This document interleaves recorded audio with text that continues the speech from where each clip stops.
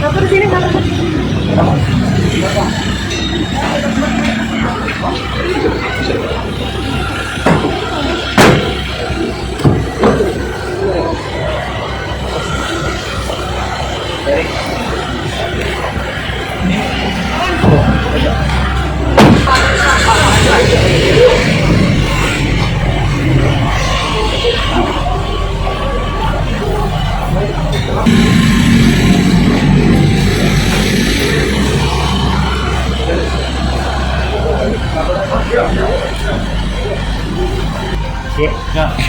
Ya, Pak, kegiatan hari ini dalam rangka apa ini, Pak?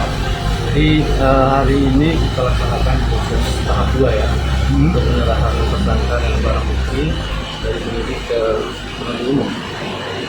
Jadi hari ini terhadap kedua tersangka untuk dan BPD kita lakukan tindakan penahanan karena kewenangan beralih ke JPU untuk masalah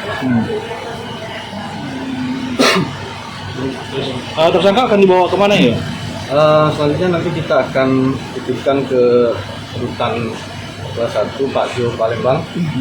Untuk selanjutnya nanti juga nanti ada proses pelimpahan berkas perkara ya, nanti kita limpahkan ke pengadilan tipikor.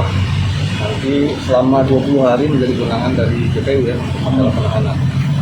Nanti setelah 20 hari nanti kewenangan beralih ke pengadilan. Nanti selanjutnya menjadi kewenangan di hakim. Tadi tersangka sempat menjalani pemeriksaan tahap 2. Apa hasil dari pemeriksaan itu? Seperti apa keyakinan dari tim penyidik sendiri? Ya, kalau untuk keterangan dari tersangka jadi hampir sama ya Mas, sama keterangan seperti yang pernah disampaikan dalam proses penyidikan.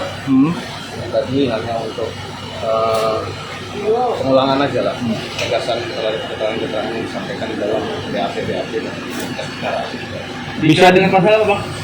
Untuk pasalnya tetap disampaikan pasal 2 dan pasal 3. Bisa dijelaskan nama tersangka dan kasusnya sendiri seperti apa ini? Untuk namanya, nama lengkap nanti ya, di pengadilan kan bisa inisial untuk tersangka dari debitur nasabah itu IH ya, IH. Sementara untuk yang dari pihak banknya ada AO itu FD ya.